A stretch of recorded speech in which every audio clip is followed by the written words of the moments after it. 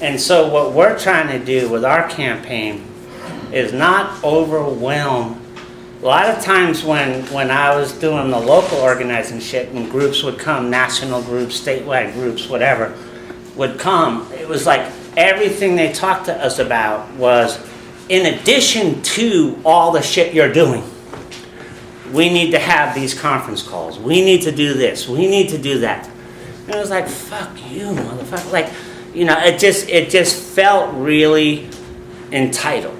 Like as if we had all the staff. As if we actually were getting paychecks instead of living off of selling pot and unemployment. You know, like whatever the fuck we were doing. The reality was we didn't have that. We didn't, if we had those resources, you know, we would have been a lot better off. We would have been a lot more effective. Sit-lie would have never passed, you know, if we had those kind of resources. Because if we could have combated the San Francisco Giants were in the World Series when Sit-lie first got voted on. And they were running advertisements before every Giants game during the little pregame shows in favor of Sit-lie. So no matter how many street sheets we printed, no matter how many bus shelters we fucked with, no matter how many things we put out, they were hitting 10 times more people than we were able to talk to in one 30-second spot of having some, you know, couple of Gavin Newsom and some other white guy. Or they were using a treatment program in the Western Edition where they had all these homeless guys saying, Sit-lie is what we need because otherwise everybody does drugs or whatever. I mean, and they were hitting with one 30-second spot. They were hitting 10 times more people than we could talk to in a year. Because it was right before the World Series game. You know, that's a lot to overcome. Yeah. And in order for us to overcome that, and that shit plays out in every local community you can think of. That's how the shit plays out. That's the power dynamics of what we're talking about. And to overcome that, we gotta get our shit together. And we have to do our organizing from the perspective of, yeah, we're not all the same. We're going to do our shit different. That's cool. So long as our goal and our objective and our message is the same. If people hear a consistent message that housing is a human right, not an entitlement, a right, and they hear it in 16 different cities, they might start thinking it's true.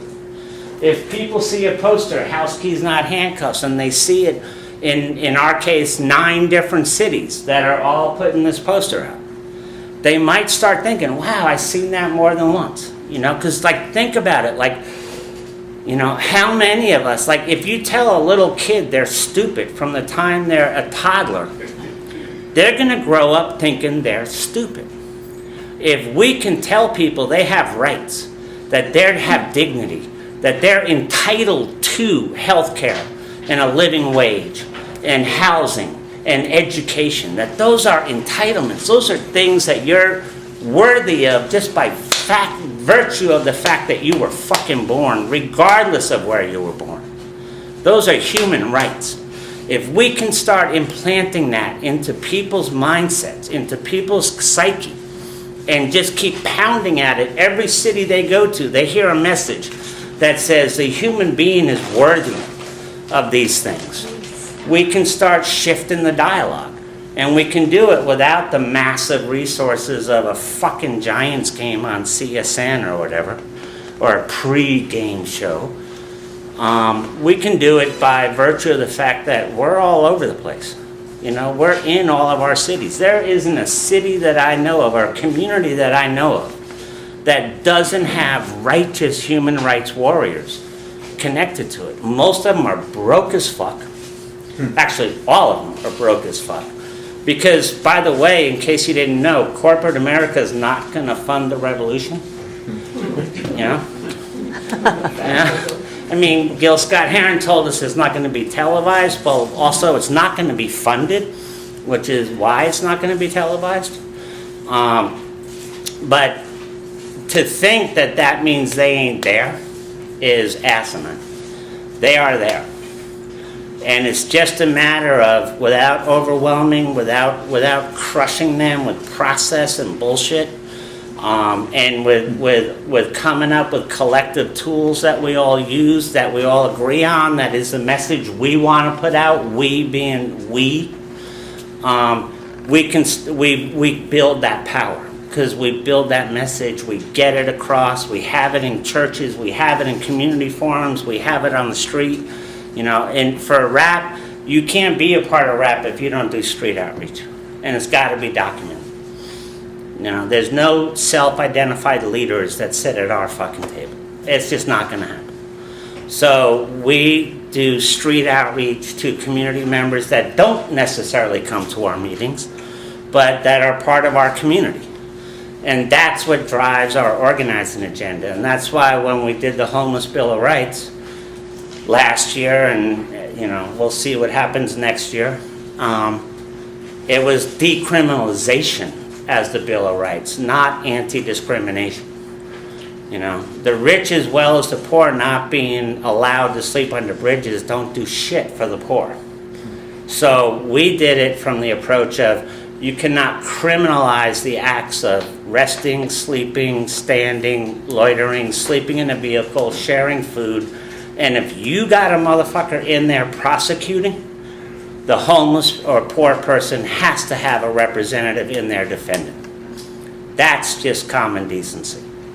That's just a fair playing field. And so that became the crux of whether it takes 5 years, 10 years. You know, I think one of the things organizers tend to forget is if you're organizing ain't generational, it's probably not going to happen. You know, like you have to, you know, if you look at the Rockefellers and the DuPonts and the Gates and all them that are there around now, their mindset, their foundations are generational. They're not, we want the world and we want it now. That was rich white kids that were trying to end the Vietnam War, and it was bullshit. We're not going to want the world and want it now.